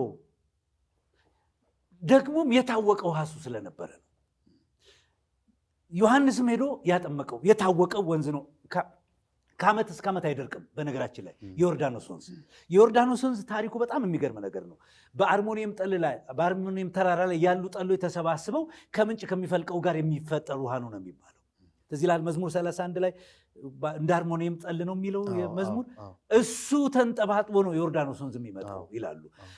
የተለመደ ከዓመት እስከ ዓመት የማይደርቅ፣ ሌሎች ወንዞች ይደርቃሉ። ጥልቀት ያለው ወንዝ ነው እንጂ ስለተቀደሰ አይደለም ውሃው። እንዲሁ ጌታን ለማክበር ውሃውም ተቀድሷል ካልክ በጣም አደገኛ ነገር ነው። እኛ የምንጠመቅበት ውሃስ ተጸልዮበት ስንት ብዙ ስርዓተ ቅዳሴ ተደርሶበት አሐዱ አብ ቅዱስ ተብሎ በመስቀል ተባርኮ ውሃው ተለወጠ፣ ተቀደሰ። ከጌታ ጎን የወጣ ውሃ አለ ይላል እዚያ ስቅለት ላይ። ልብ በል ደሙ ለቁርባናችን ውሃው ለጥምቀታችን ሆነልን ተብሎ ሁሉ። ስለዚህ ሲተርፍ ለምንድን ነው የምንደፋው? ነው እኮ የምነግርህ። ተጠምቀን ወይም አጥምቀን ካለቀ በኋላ ውሃው ምንድን ነው የሚደረገው? ይደፋል። እንደ ቆሻሻ ተደርጎ ነው የሚደፋው። ይደፋል። ምን ማለት ነው? የተለወጠ የተቀየረ ውሃ፣ የተቀደሰ ውሃ፣ ስፔሻል ውሃ እንዴት ነው አንስተን የምንደፋው? እንዲህ ሰውን በእንደዚህ በማጨናነቅ አይደለም፣ እውነቱን በመንገር ነው። ሊትራሊ ውሃ ነው ጉዳዩን ቅዱስ የሚያደርገው። ያንተን ስርዓት ውሃው አይደለም፣ ውሃውን ባርከህም አይደለም። ደግሞ ጥምቀትን ለማምጣት የግድ ውሃ ላይ ቀድሰ ውሃ ላይ ውለህ አይደለም። ልብ ተቀይሮ ነው ውሃ ውስጥ መግባት ያለብህ። አንተን የምትቀየረው በቃ የህይወት ለውጥ ነው። እኔ ነኝ የምቀየረው እንጂ ውሃውን ቀይረን ሰው አይኑ ወደ ውሃው እንዲሆን ማድረግ ወደ ተቀድሰ ውሃ ገብተህ አንተ ተቀድሰህ አንወጣም። የእግዚአብሔር መንፈስ ነው የሚቀድሰን። ውሃው ስለተቀደሰ አይደለም የተቀደስ ነው። ልብ በልልኝ። አሁን በምንም ታምር እንደሱ አይደለም። እና ዮርዳኖስ ተቀድሶ ነበር። ዛሬ ተቀድሷል ወይ? ከብቶች ይጠጡታል? አይ ዛሬማ በጣም ታሪኩ ተቀይሯል። ዛሬ ሙስሊሞቹ ብዙ ስራ እየሰሩበት፣ ብዙ እየተጠቀሙበት፣ በቀን 7 ጊዜ ንጽህናቸውን ለስግደት ከሚጠቀሙባቸው ውሃዎች አንዱ ነው። በጣም ትልቁ እሱ ነው። ስለዚህ እኮ ነው የተቀደሰውን ውሃ እያረከሱት ነው ወይ እነዚህ ሰዎች? ምክንያቱም እነዚህ ሰዎች ክርስቲያኖች አይደሉም። ተቀድሶ ከሆነ ደግሞ እነሱን እየቀደሳቸው ነው። ደግሞ እየቀደሱ ነው እኛን ከቀደሰን። ስለዚህ እኔ ትንሽ ምንድን ነው መሰለ ህዝቡን በብዙ ከበህ አስፈራርተህ አይደለም የምታሳምነው፣ እውነቱን ነግረህ ነው። ይኸውልህ መስቀሉ ተቀድሷል ይሉሃል፣ በደሙ ደም ስለፈሰሰበት። ስለዚህ ከአንተ ይልቅ መስቀሉን ያከብራል ሰው። ቤዛ ይሆናለታል፣ አማላጅ ይሆንለታል። ከአንተ ይልቅ ሰንበት ተቀድሷል እንለዋለን። ሰንበት አማላጅ ነች ብለን እንላለን። እንዲህ ነው ወይ ክርስትናው? ክርስቶስ የሞተው እንጨት ለመባረክ ነው ወይ? ንገረኝ እስቲ። ክርስቶስ የተወለደው ወንዝ ለመባረክ ነው ወይ? ወደ ደሙ ምናልባት ወደዚህ አካሄድ በጣም ከድርሳነ ኡራኤል ጋር በተያያዘ ከመስቀሉ ከደሙ ጋር በተያያዘ የምንመጣበት ፕሮግራም ይኖረናል። ደሙ ነጠብጣቡ በእያንዳንዷ ደም ጠብታ ኦርቶዶክስ ቤተክርስቲያን እየተሰራ እንደሆነ እንዳለ፣ ያለዚያ ቤተክርስቲያን እንደማይሰራ እግዚአብሔር መንፈስ ቅዱስ እንደማይፈቅድ ሁሉ እየተባለ የሚተረክበት ነገር አለ። እሱን ለብቻው ከደሙ ጋር የምናይበት ነገር አለ። እኔ ልጠይቅህ እስቲ እንደው እኔ አሁን ታቦታት ቆይ እንመጣበት በእኛ ሀገር ባህል ያለው እሱን እዚህ ላይ በማስታወሻ ይዤዋለሁኝ። አንዱ ጥያቄ ከዮርዳኖስ ቅዱስ ውሃ ነው ከማለት ጋር በተያያዘ ጌታችን የተጠመቀበት ነው ብለዋልና እዚህ ላይ እውነት ነው፣ በዮርዳኖስ መጠመቁ እውነት ነው፣ ምንም ጥርጥር የለውም። ነገር ግን የጌታችን መጠመቅ ለደህንነታችን ለቤዛነታችን ሁኗል የሚል ትምህርት ሁሉ እየተሰጠ ነው ያለው። ጌታችን በጥምቀቱ አድኖናል። ልክ በሞቱ እንዳዳነን በጥምቀቱ አድኖናል እና ሲወለድ አድኖናል፣ ሲጠመቅ አድኖናል፣ ሲሰቀል አድኖናል ብለው ደህንነትን 1 2 3 ተብሎ ሩብ ግማሽ ምናምን ሂዶ ተንጠባጥቦ ሂዶ ተቆርጦ ነው ፍጻሜ ያገኘው ቀራንዮ ላይ ደህንነታችን ሁሉ እየተደረገና ጥምቀት ለምን ተጠመቀ ሲባል ለሱማ ምንም አይጠቅመውም፣ እኛን ለማዳን ነው የተጠመቀው። መወለዱ እኮ እኛን ሊያድነን ነው። በመወለዱ እኛን አድኖናል፣ በሞቱ እኛን አድኖናል። እሱማ ምን ያደርግለታል እሱማ የሚል በጣም የተሳሳተ ትምህርት አለና አሁንም ቅድም መጀመሪያ አካባቢ ላይ እንዳብራራኸው ብዙ ወገኖቻችን እዚህ ላይ ትኩረት ሊሰጡት የሚገባ ጥምቀቱን ሲያስቡ ጌታችን ኢየሱስ ክርስቶስ በዮርዳኖስ ሲጠመቅ ቅዱስ ውሃ ፈልጎ እንዳልተጠመቀ፣ በመጠመቁ ደግሞ እርኩስ ውሃ እንዳልተቀደሰ፣ የኢየሱስ ክርስቶስ መምጣት ለእኛ ሕይወት እንጂ ለውሃ ለተራራ ለሌላ ነገር እንዳልሆነ፣ ሁለተኛ ነገር ደግሞ መጠመቁ ለእኛ ቤዛነትን እንዳልሰጠ፣ ጥምቀት ላይ ቤዛነት ደህንነት አልተሰጠም። ኢየሱስ የሥራ መጀመሪያው የጽድቅ መፈጸሚያው እንዳደረገውና የአብ ልጅ ሆኖ በይፋ አገልግሎቱን እንደጀመረበት የምናይበትን እንጂ እዚህ ላይ ደህንነታችን የተጠናቀቀ እንዳልሆነ ወይም ደግሞ ግማሽም ቢሆን ደህንነት እንዳላገኘን እዚህ ላይ ወገኖቻችን ሊረዱ ይገባል። እኔ እንደው ክርስቶስን እንዲህ አድርገን ብናየው አምላክነቱ፣ ጌትነቱ፣ መድኃኒትነቱ፣ እግዚአብሔርነቱ ማንም ሰው የሚነካው አይደለም። በኢየሱስ ላይ ክፉ በመናገር ዝቅ፣ መልካም በመናገር ከፍ አናደርገው። በባህሪ የከበረ አምላክ ነው። ዘላለማዊ ቃል በገዛ ፈቃዱ በአባቱ ፈቃድ በመንፈስ ቅዱስ ፈቃድ ቅድስት ከምትሆን ከድንግል ማርያም በስጋ መገለጥን ሲወስን ሲወድ ሲፈቅድ ከክብሩ ዝቅ ሳይል አምላክነቱ ጌትነቱ እንደተጠበቀ በገዛ ፈቃዱ የአባቱ አገልጋይ ተብሎ ነው የመጣው። የምናፍርበት ነገር አይደለም ይሄ ነገር። ራሱ አባቱ ባሪያዬ ብሎታል። ኢሳይያስ 53 ላይ ባሪያዬ ዘሩን ያያል ብሎታል። አየህ፣ ተልኬ መጥቻለሁ አገልጋይ ነኝ ብሏል። በስጋ ሰውነት የተገለጠው እኮ ለአገልግሎት ነው የተገለጠው። ጳውሎስ እኮ በሚገባ ገልጦታል። ራሱን ባዶ አደረገ። ኤፌሶን ምዕራፍ 2 ላይ የባሪያን መልክ ይዞ ራሱን አዋረደ። ውርደት ከተባለ እኮ የውርደት ጥግ ኢየሱስ ላይ ነው ያለ። በጣም ጥሩ። ስለዚህ ኢየሱስ አገልጋይ ነው። ለምን እንደሚፈሩት የኛ ሰዎች አላቅም። ክብሩ ይሄ ነገር እኮ አደጋለሁ። ኢየሱስን ውርደቱን ነግረህ ኢየሱስን ማክበር ካቃተህ ለህይወት አደጋ ነው። ስለኛ እርግማን ሆነ ተብሎ ተነገረለት እኮ። ለባህሪው እኮ እንኳን ለሱ ለአንድ ደህና ሰው እኮ የማይገባ ንግግር ይመጥን አይደለም። እንዲህ ለአንድ እኮ የተከበረ ንጉሥ እኮ ይሄንን አታወራለትም። ለኢየሱስ ግን ተነግሮለታል። እኔ በምድር ሲወለድ ክብሩ አልተነካም። በሸንበቆ መቱት ብለን ስንል ክብሩ አልተነካም።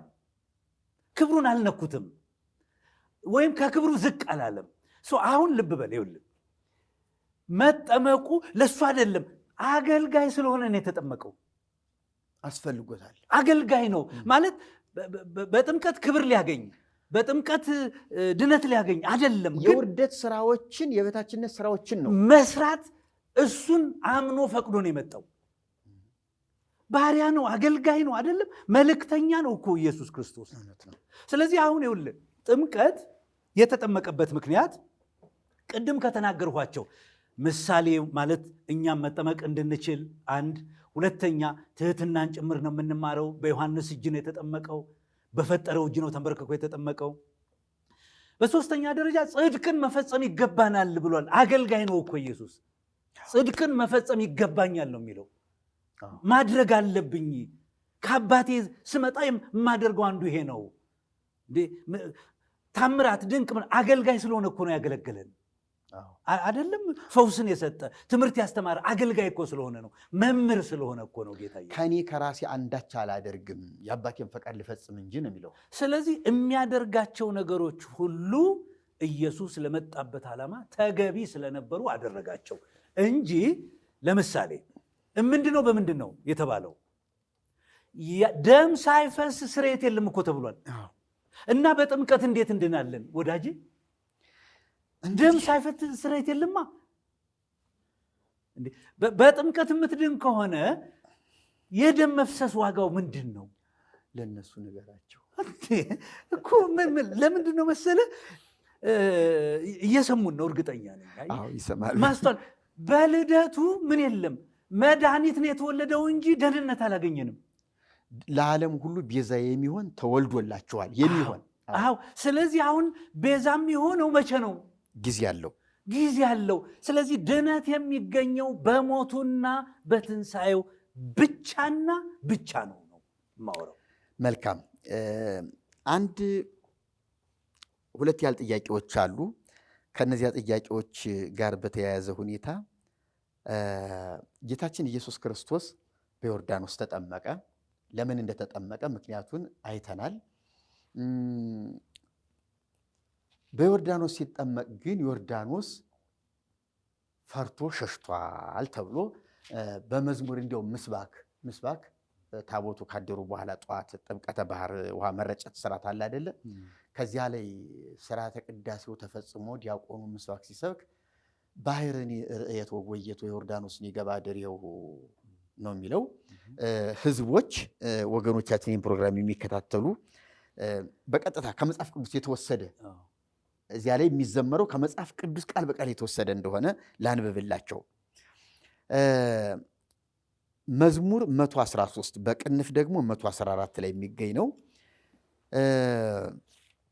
ቁጥር 3 ላይ እንዲህ ይላል፣ ባህር አየች ሸሸችም፣ ዮርዳኖስም ወደ ኋላው ተመለሰ፣ ተራሮች እንደ ኮርማዎች ዘለሉ። እንግዲህ ዮርዳኖስ አይደለም ብቻውን ባህር አየች ሸሸች የሚለው ለባህር ብቻ አይደለም። ዮርዳኖስ ወደ ኋላው ተመለሰ፣ ተራሮች እንደ ኮርማዎች፣ ኮረብቶችም እንደ ጠቦቶች ዘለሉ። አንቺ ባህር አለ ጌታችን። እንደዛ ብለው ነው የሚተርኩት። አንቺ ባህር የሸሸሽ፣ አንቺም ዮርዳኖስ ወደ ኋላሽ የተመለስሽ ምን ሆነሻል ብሎ ይጠይቃል። እናንተም ተራሮች እንደ ኮርማዎች፣ ኮረብቶችስ እንደ ጠቦቶች ለምን ዘለላችሁ ከያዕቆብ አምላክ ፊት እያለ ይተርካልና ይሄ ጥቅስ ቃል በቃል እንዳለ ተወስዶ በዜማ 3 ጊዜ ያህል እየተመላለሰ ይዘመራል እና ጌታችን ሲጠመቅ ይሄ ታምር ሆኗል ይባላል። እውነት ሌላ ቦታ ላይ ነው ይሄ ታምር የተደረገው ወይስ እዚህ ላይ? እንደው እናንተ ሰዎች ዝም ብላችሁ መቃወም ነው የሚሉ አንዳንድ ሰዎች አሉና እንደው መቃወም እንዳይመስላቸው አንድ ነገር እናድርግ። በመጽሐፍ ቅዱስ ውስጥ አልተጻፈም ጌታ ሲጠመቅ። የባህር መሸሽም የኮርማዎች መዝለልም እንዲያውም ሚዳቋም አለች። ዮም ተወልደ ነው። ሚዳቋ ዮም ተወልደ የልደቱ ዕለት ዮም ተወልደ ብላለች። ዮም ተወልደ እያለችም ሚዳቆችም እንስሳትም መስክረዋል ምናምን። ጉዳዩን ለማክበድ የተጠቀሙበት ይመስለኛል እንጂ ድርጊቱ አልሆነም።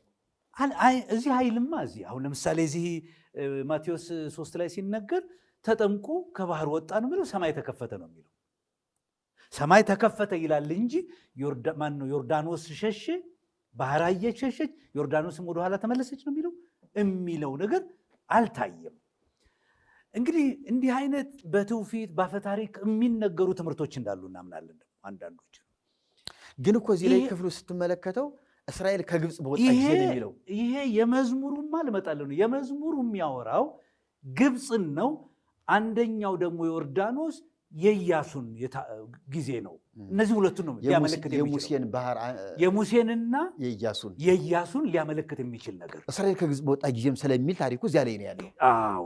ስለዚህ እስራኤል ከግብፅ ሲወጡ የመጀመሪያ ቀይ ባህር ነው የሸሸው። ማለት ሸሸ ማለት ተከፍሎ እንደ ግድግዳ ቆመላቸው። እዚህ ኢያሱ ጊዜም ውሃው ቆመ ይላል። ትዝ ይልህ እንደሆነ ዮርዳኖስ ቆመ ይላል። ያለ ጊዜ ሞልቶ የነበረው ቀጥታ ሊትራሊ የሚናገረው ስለዚህ ነው። ስለ ሙሴና ስለ ኢያሱ ጊዜ ስለተደረጉ ተግባራት ነው። ምናልባት ነው የምለው እንዲህ ትንሽ ላላልበልና ምናልባት መንፈሳዊ ትርጉም እንስጠው ብለው በመተርጎም ጌታ በተጠመቀበት ጊዜ የኃጢአት ባህር የቅጣት ምናምን እንደዚህ የምንላቸው ነገሮች ሸሹ ጠፉ ብለን ለማለት መንፈሳዊ ምሳሌ ለመናገር ነው ብለው ካሉ በስተቀር ሌትራሊ ግን ጌታ ሲጠመቅ ውሃው አልሸሸም፣ አልተጻፈም እስካሁን ድረስ። አሁን አንተ ባልከው እይታ ያየ ሊቅ የለም።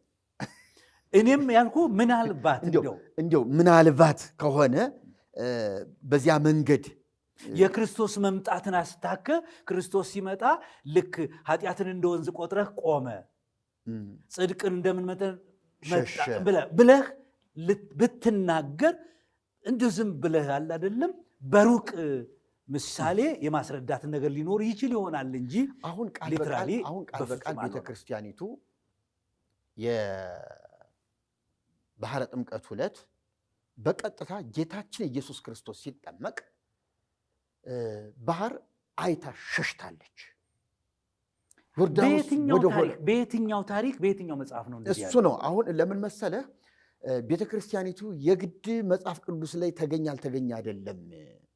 እኛ አባቶቻችን በትውፊትም በልማድም አቆይተውናል እና ሌሎች የትርጉም መጻሕፍቶች ይሄንን ይነግሩናል። ይሄ የሰው የፈጠራን ትምህርት ትኩረት ለመስጠት የሚደረግ አጋኖ ነው። አሁን ሰው ሁሉ ትኩረት ያደርጋል። ጌታ ሲጠመቅ እኮ ውሃው ሸሽቷል ብሎ ልዩ ታምር እንዲያደርግ ነው የሚመለከተው። እኔ አሁንም አይኑን ከመስቀሉ እንዲያወርድ ጠላት የሚሰራቸው ነገሮች አሉ ባይነኝ። እንዲህ አይነት ያልተጻፉ ነገሮች ላይ አይኑ እንዲተከል፣ ያልተጻፉ ትምህርቶች ላይ ልቡ እንዲቀመጥ የሚያደርጉ ነገሮች ቅድም እንዳልኩት የክርስቶስ ተቃዋሚ መንፈስ የሚሰራው ነው ባይነኝ እንጂ ማቴዎስ ሲነግረን በሌሎችም በተጠመቀበት ቦታ ላይም ስናያቸው ኢየሱስ ክርስቶስ ሲጠመቅ ዮርዳኖስ አልሸሸም።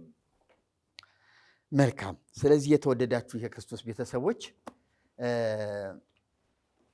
ይሄ በጣም አሳፋሪ ታሪክ ነው። በቤተ ክርስቲያናችን ውስጥ የሚታየው ሆነ ተብሎ የሚነገረው ነገር በእውነት ሐዋርያዊት ናት፣ ክርስቶሳዊት ናት በምትባል ቤተክርስቲያን እንደዚህ አይነት ታሪክ ሆነ ተደረገ ተብሎ መተረኩ በጣም ይዘገንናል፣ ያሳፍራል።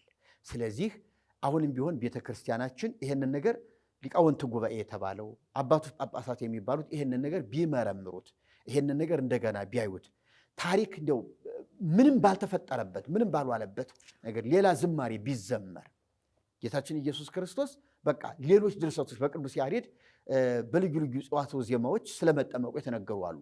እነዚያ ቢዘመሩ እነዚያ ቢሰበኩ ነው እንጂ መሆን ያለበት እስራኤል ከግብፅ ሲወጡ የተከፈለ ባህርን ለኢየሱስ እንደተደረገ እንደሆነ አድርጎ ማስመሰልና እውነትን ደግሞ ለመደበቅ የተገለጠውን እውነት በመደበቅ ያልተገለጠን ሌላ ሐሰት ማስተማር ወንጀል ነውና ይሄንን እኛም እንደ ተሐድሶ የስተት ትምህርት ነው፣ የኑፋቄም ትምህርት ነው። ምንም እንኳን ከመጽሐፍ ቅዱስ የተጠቀሰ ቢሆንም ያለ ቦታው ገብቶ የተበራራ የተሰበከ ነውና እንደ ኑፋቄ አድርገን ነው የምንወስደው። ይሄንን ቤተክርስቲያናችን እንድትጠነቀቅበት እንፈልጋለን። ሌላው አሁን የመጨረሻ የምናገረውና የምጠይቀው ምንድን ነው?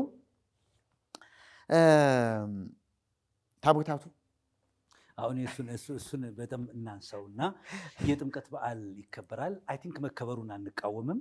ማለት በምክንያት ወንጌል የሚሰበክ ከሆነ አማኞች የሚጽናኑበት ከሆነ የጌታን መምጣት የምናስብበት ከሆነ በዓላትን እኔ አልቃወምም። እንግዲህ የሁላችንም አቋም ይመስለኛል።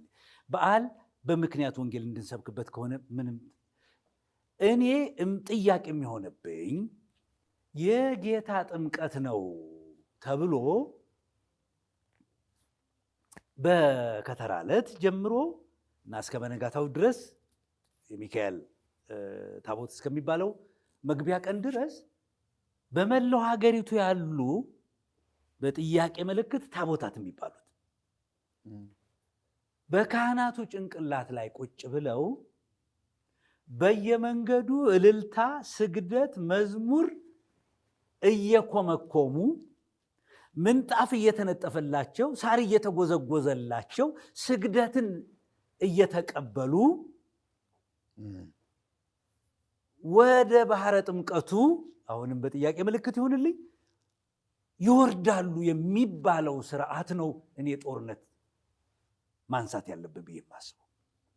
ትክክል አለ ብዬ የማስበው ምንድን ነው የምትለው? እንደው መርጌታ ግን ያንተ ልጠይቅ መጀመሪያ። ግራ የሚያጋባ ነገር ነው። ምናልባት ቤተክርስቲያኒቱ እርግጠኛ ነኝ ወደፊት በዚህ ጉዳይ ላይ ጥምቀት በዓሉ የማን ነው? የጌታ ነው። በጣም ጥሩ። እነዚህ በተለያየ ሰዎች ስምና መላእክት የተቀረጹ በጥያቄ ምልክት አሁንም ታቦት የተባሉ ነገሮች እልልታውን፣ መዝሙሩን፣ ማህሌቱን፣ ቅዳሴውን ምኑን ሁሉ የህዝቡን ጭብጨባ ጭምር እልልታ ጭምር ሳር እየተነጠፈ ሽቶ እየተሸጠ ምንድን ነው እየተርከፈከፈ ምንጣፍ ቀይ ምንጣፍ እየተነጠፈላቸው ይህንን የሚቀበሉት ምን ባይ ናቸው ነው የኔ ጥያቄ። እንግዲህ መቼም ለያዥም ለገናዥም ያስቸገረ ስርዓት ነው አሁን እየታየ ያለው። የብሉይ ኪዳን ታቦት ቀርቷል አሁን የሚል ብርቱ ድምፅ እየመጣ ነው። የብሉይ ኪዳን ታቦት ደግሞ ቅርጹና መጠኑ የተለያየ ነው። እውነትም ቀረ ማለት ታቦት አይደለም።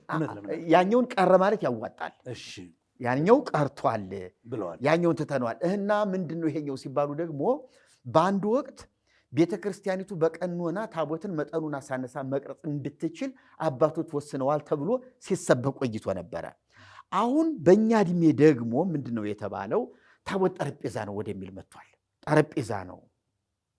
ኦኬ፣ ጠረጴዛ ከሆነ ምን ያደርጋል? ለምን መሸከም አስፈለገ? እሱን ደግሞ ከቦታው አይቆይም ወይ? አዎ የህብስቱ ማስቀመጫ ነው፣ ሌላ ስራ የለውም ከተባለ፣ በሌላ በኩል ደግሞ የሐዲስ ኪዳን ታቦት አልፋ ኦሜጋ አልፋ ኦኦ ተብሎ ተጽፎበታል፣ ተጸልዮበታል፣ ተባርኳል ተብሎ ደግሞ እንደገና ወደ ቅዱስ ታቦት ደግሞ እያመጡት ደግሞ እየሰማን ነው። እኔ እንቃወም። አንደኛ ታቦት አይደለም የሚለው እንመን ታቦት አይደለም፣ በማንም ስም አይደለም ሲጀመር። አሁን ጽሌ ብለው ወይም ጽላት እያሉ ደግሞ የሚጠሩ ሰዎች አሉ። አሁን አንዳንድ አባቶች ልብ በለ፣ በጣም ጥሩ። አሁን ታቦት እንዳይደለ አምነዋል። በጣም ጥሩ። አሁን ጽሌ ነው የተባለው ደግሞ ስሙ አለበት ምናምን የተባለው ደግሞ ምንድነው አገልግሎት ብለን ስንጠይቅ ስጋው ደሙን መፈተቻ ማቅረቢያ ነው ተብሏል። በሌላ ስሙ ጠረጴዛ ነው፣ ማስቀመጫ ነው ተብሏል። ለምሳሌ በግሪክም በካቶሊክም በሌሎች ኦሪየንታል አብያተ ክርስቲያናት በምስራቅም አብያተ ክርስቲያናት ስጋው ደግሞ እናከብርበታለን የሚሏቸው የተለያዩ ጠረጴዛዎች አሏቸው። ጨርቅ ሁሉ አለ። ጨርቅ ሁሉ አይቻል። ግሪክ ቤተክርስቲያን ጨርቅ አላት። መጠኑ ረጅም የሆነ ጠረጴዛ ሜትር ከ50 ምናምን በላይ የሆነ ጠረጴዛ ሆኖ በላዩ ላይ ነጭ ጨርቅ ስዕላት የተሳለበት ጨርቅ አድርገው አልፋው ብለው የጻፉበት እንደ ታቦት ብለው ይወክላል ያሉት ብለው ጨርቅ አድርገው እዚያ ላይ ነው ስጋው ደግሞ የሚፈትቱት። ጠረጴዛነቱን አምነዋል ማለት ነው። አዎ በጣም ጥሩ። እንግዲህ ጠረጴዛ ከሆነ ተቃውሞ የለንም። ለምን ብትለኝ፣ አንደኛ ጠረጴዛ አምልኮ ስግደት አይቀበልም። የስራ ዕቃ ነው። የስራ ዕቃ ነው። ጭብጨባ እልልታ አይቀበልም። ይሰማል ተብሎ አይጠየቅም። ጸሎት ያደምጣል ተብሎ አይጠየቅም። ይመልሳል ተብሎ አይጠበቅም። በማንኛውም ባለሙያ ሊዘጋጅ የሚችል ነው። ለስጋው ደግሞ ማክበሪያ ክቡር የሆነ ደስ የሚል በጣም ዋጋው ውድ የሆነ እንደው ብለህ መስራት ይቻላል። አሁን እኔ እዚህ ራሳችን ላይ ተቀምጦ ስግደት የሚገባው ነገር ምንድን ነው? ጠረጴዛው ነው ወይ ነው የኔ ደግሞ ጥያቄ። አሁን አይደለም፣ እዚህ ላይ ሲወጣ እኮ አይደለም ጠረጴዛ። አዎ እዚያ ሲቀመጥ ጠረጴዛ ብለውታል። እዚያ ሲቀመጥ፣ እዚህ ሲሸከሙት ታቦታት ብለውታል። እዚህ ላይ ሲወጣ ታቦትና ምናምን ብለውታል። ልብ በልልኝ። በጣም ጥሩ። እሺ ታቦት ነው እንበል። አሁን ዛሬ ጥምቀት ነው። መታሰቢያው የኢየሱስ ነው። መዘመር ያለበት ስለ ኢየሱስ ነው። መሰበክ ያለበት ስለ ኢየሱስ ነው። ስግደት የሚቀበል አብ የመሰከረለት፣ መንፈስ ቅዱስ የተገለጠበት፣ ዮሐንስ በትክክል የመሰከረለት እሷ ነች መሆን ያለበት። ያ ነው መሆን የነበረበት። እንዲያውም በ11 ሌሎች ከገቡ በኋላ በ12 ሚካኤል ይቀራል ብቻው። እሱ በ12 በነገራችን ላይ ይቅርታ እንጂ ቃና ዘገሊላ የሚካኤል ልጅ ቃና ዘገሊላ ነው።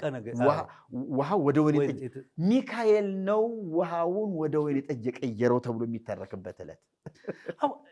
ተመልከት፣ ወንጌልን ሽምጥጥ አድርጎ መካድ። በቃ ዓላማውን ስቶ ይኸውልህ፣ ጥምቀት የኢየሱስ የሚለው ዓላማው ስቶ እኔ አንዳንዶች እንደሚናገሩት እኔ በዚህ አንደበቴን ላለማርከስ ፈልጌ ነው እንጂ ስግደት የሚቀበል ሌላ ነገር ነው ብዬ ነው የማስበው። ስለዚህ ምን ሆኗል? የኢየሱስ ዓላማ ተሽሮ ምንጊዜም እኮ እይታቸው ከኢየሱስ ከወጣ አንድ ነገር ለሚካኤልም አይደለም የሚሆነው። በሚካኤል ስም ልታደርገው ትችል ይሆናል እንጂ ተቀባዩ ሌላ ነው የሚሆነው። እኔ አሁን ይሄ ህዝቡ እንዲሰማን ዝም ብለን የምንቃወም እንዳይመስለው። ኢየሱስ ነው የተጠመቀው ካሉን አዎ ይበሉ። ኢየሱስ ሲጠመቅ ምንድን ነው የተደረገው? አብ መሰከረለት፣ የእግዚአብሔር ልጅ። መንፈስ ቅዱስ አጸናው አይደል? የእግዚአብሔር ልጅነቱ። ኢየሱስ ተጠመቀ ብለን የምንሰብከው፣ የምናስተምረው፣ የምንዘምረው ወንጌል መሆን አለበት። ይኸውልህ አሁን የምንሰግደው ለክርስቶስ መሆን አለበት። ከወንጌል አንጻር እሱ ነው። አሁን እንዲያው ፋይደው ይሄ ከሆነ ያለ ቦታቸው ከዚህ በፊት አስታውሳለሁኝ፣ ጊዜው ቆየት ብሏል እንጂ አንድ ትራክት ጽፈህ ነበረ። ለእኔ በተደገሰው እሷ ተዳረች፣ የጥምቀትን በዓል በተመለከተ ይህን ትራክት ጽፈህ አስታውሳለሁኝ። ለምን ጠፋ እሱ? አሁን ድግሱ የኢየሱስ ነው፣ የተዳሩት ግን ሌሎች ናቸው። ስለዚህ ሙሽራው ኢየሱስ ነው። ለኢየሱስ ተብሎ ድግሱ ለኢየሱስ ነው። በቃ ሲጀመር ድግሱ ለኢየሱስ ነው። በድግሱ ግን ሌሎች ናቸው ያገቡበት። ሌሎች ጋብቻ ፈጸሙ። ስግደት የተቀበሉ፣ እልልታ የተቀበሉ፣ ዝማሬ የተቀበሉ፣ አምልኮ የተቀበሉ ሌሎች ናቸው። ይሄ ባዕድ አምልኮ፣ ጣዖት አምልኮ ነው። አሁን እዚህ ላይ እንግዲህ ምንድን ነው እውነት ለመናገር እኛ የመጨረሻ ማጠቃለያ እዚህ ላይ የምንሰጠው አንደኛ በዓሉ መከበሩ ከሀገር አንጻር እንደው ከቱሪዝም አንጻር አገርን በመልካም ከማስተዋወቅ አንጻር የሚጠቅመው በርካታ ነገር አለ። ሁለተኛ ነገር ደግሞ ቤተክርስቲያኒቱ ጤናማ ብትሆን ወንጌል ማስተላለፊያ መድረኩ ቀላል አይደለም፣ በጣም ቀላል አይደለም። እንዲያውም እውነት ለመናገር ጽድቅን ለመፈጸም የተገለጠ ኢየሱስ የወንጀሉ ጉልበት እዚህ ላይ የሚገለጥበት ቦታ ነው። ምክንያቱም አብ የመሰከረበት ቀን ነው ይሄ ቀን። ይሄን ቀን ለማንም አሳልፈ ልትሰጥ አትችልም። መንፈስ ቅዱስ የተገለጠበት ቀን ነው። ይሄን ቀን ከመንፈስ ቅዱስ አሳልፈ ለሌላ ልትሰጥ አትችልም።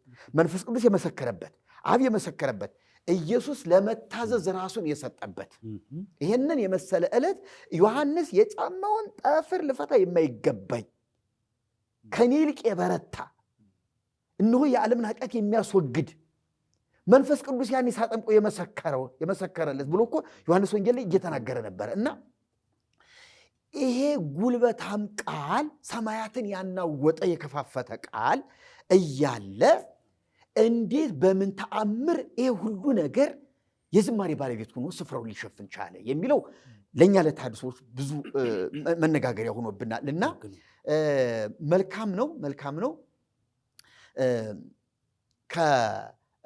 ለበዓል ድምቀት አሁን ታቦታትን ለበዓል ድምቀት ለግርግር እልልላችሁ ተቀበሉን ይዘን መተናል፣ ሚካኤልን አስከትለናል፣ ገብርኤልን እልልላችሁ ተቀበሉን እየተባለ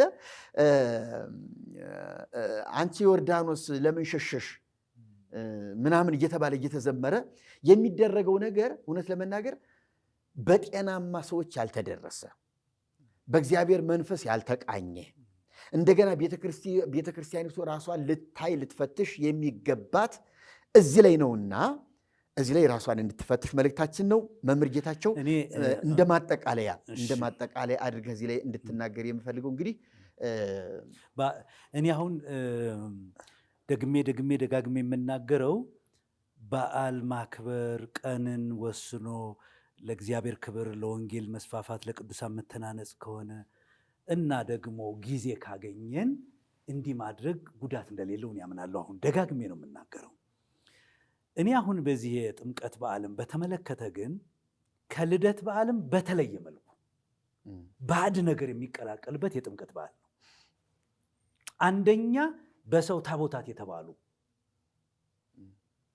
ነገሮች የሚቀበሉት ስግደት፣ የሚቀበሉት እልልታ፣ የሚቀበሉት ሽብሸባ፣ የሚቀበሉት አምልኮ፣ የሚቀበሉት መዝሙር የጤንነት አይደለም። እኔ አባቶቼ ሊቃነ ጳጳሳት መምህራን ቢሰሙኝ በጥምቀት በዓል እነዚህ ታቦታት የተባሉ አሁን በእኛ ዘመን ስጋው ደሙን ማክበሪያ ናቸው፣ መፈተቻ ናቸው፣ ጠረጴዛ ናቸው የተባሉት በሰው ትከሻ ላይ ሳይወጡ በሰው ራስ ላይ ሳይወጡ መቅደስ ተሰውረው እንዲቀሩ ቢደረግ መቅደስ ተሰውረው ቀርተው በዓሉ ያለማንም ሌላ ኢየሱስ ብቻ እየተዘመረ ለኢየሱስ እየተሰገደ እንዲዋል። ኢየሱስም መንፈስ ነው፣ የሚሰገድለት በመንፈስ ነው። በነገራችን ላይ በየምስሉ በየስዕሉ ስር መስገድም ወንጀልና ኃጢአት ነው። አሁን የጥምቀት መንገዶችን ተመልከታቸው። አሁን በአሁን ሰዓት ውስጥ አንደኛ አስፓልት ይታጠባል። ለማን ነው አስፓልት የታጠበ? ታቦታት ለተባሉ ልብ በል፣ በሰው ሐሳብ ለተፈጠሩ የመጽሐፍ ቅዱስ እውነት ያልሆኑ ባዕድ ነገሮች ናቸው። ቄጠማ ይጎዘጎዛል። ልብ በል፣ አሁን አየህ በዓሉን ምንድን ነው ልማድ አሕዛብ አይነት ጠባይ እንዲኖረው እየተደረገ ያለው ሽቶ እየተረጨ አስፋልት መንፈሳዊነቱ ቀርቶ አሁን አክሽን ሆኗል። ወደዚህ እየተቀየሩ የመጡበት ነው። ይሄ ክርስትናን የሚያስነቅፍ ክርስትናን የሚያሰድብ። እኔ በነበርኩበት እስላሞች አካባቢ እስላሞች የሚበዙበት አካባቢ ነበር የኖርኩት። ምን ይላሉ? እንዲህ ይላሉ፣ ይሄ ብርዱ የክርስቲያኖች አምላክ እስኪገባ ድረስ ይቆያል ይላሉ። ገብተዋል? የቅዝቃዜው የክርስቲያኖች አምላክ ክርስቶስን በእንጨት ነው እያስተዋወቅን ያለ ነው። አምላካችንን በግዑዝ ነገር ነው እያስተዋወቅን ያለ ነው። አምላካችን መንፈስ ነው፣ የሚሰገድለት በመንፈስ ነው። በመንፈስ የሚሰግዱትን አብ ይሻቸዋል ተብሎ ተጽፏል ዮሐንስ ወንጌል ላይ። ስለዚህ እኔ አባቶች ቢሰሙን አክሱም ጽዮን አለች እንደሚባለው እንደማትወጣዋ እዚህ ምስካየ ኅዙናንም ጥሩ ነገር ነው አይወጣም አሉ ታቦት ጃንሆይ ያዘው። ይሄን ታውቃለህ? ሰምቻለሁ። ጃንሆይ አብሯቸው በስደት እንግሊዝ ሄዶ ነበርና ስለተንከራተተ ከዚህ በኋላ አይውጣ ብለው እግዚአብሔር ይባርካቸው እረፍት እንዳይወጣ ብለው አይወጣም። አሁን መድኃኔዓለም ታቦት የሚባለው ሌሎችም ታቦታት ከጠረጴዛነታቸው ሳይተርፉ እዚያው ተቀምጠው ቢኖሩ በዓሉን እንዲያውም ቅዱስ በዓል ያደርገዋል። አንተ እንዲያውም ተጠነቀክ፣ እዚያው ይቀመጡ አልክ። እኔ ግን እዚያም ተቀምጠው እኔ ጤና አይሰጡም፣ እውነት ለመናገር ጤና አይሰጡም። ወይም እንዲያው እንዲህ ነበር እስካሁን ድረስ በእንዲህ አይነት ሁኔታ የቆዩ ናቸው ተብሎ እንደ ሚሊኒየም አዳራሽ እንደ ሙዚየም በክብር ቤተክርስቲያኒቱ አንደው ጠረጴዛ ናቸው ስለተባለ በዚያነት ያገለግሉ ሊጎበኝ የሚፈልግ ሳንቲም ከፍሎ እንደሌሎቹ የሚጎበኙ ቦታዎች ገንዘብ ከፍሎ ወርቅም ከፍሎ ቢሆን እውነት ለመናገር ገብቶ ይጎብኝ፣ ትምህርት ይሰጠው። ለማንቋሸሽ፣ ለመሳደብ፣ ለመሳለቅም እንዳይሆን ቤተክርስቲያኒቱ ማዋረድ የለበትም። በዚያ መልኩ ግን ቤተክርስቲያኒቱ ራሷን ብታስተካክል እንጂ እንደው መቅደሱ ራሱ እንደዚህ አይነት ቅድስት መቅደስ ቅድስተ ቅዱሳን የሚባልም ስፍራ ባይኖረው። ለምን መሰለህ? ህዝቡን ካህናቱንና ህዝቡን የሰማይና የምድር ያህል አራርቋል። በጣም ትኩረት ስቧል፣ አይን ስቧል፣ ልብ ዘርፏል እኮ በጣም ዝም ብሎ ካቴድራል ነገር ሰርቶ ቅዱስ ቁርባኑን ወደፊት እኛ እንደምናሳየው አይነት ስርዓት እንደምናደርገው ኦርቶዶክስ እንድትሆንልን ብለን እንደምናሳየው ስርዓት አይነት በቅርቡ እንጀምረዋለን። ይህንን ማሳየት እንችላለን እና ቤተክርስቲያን እንዲህ እንድትሆንልን ነው የምንፈልገው ብለን የምናሳየውን ነገር በትምህርት መልክ በተግባር እናሳያለን። ስለዚህ እንደማጠቃለያ ታቦታቱ እኔም እየተሳሳትኩ ነው።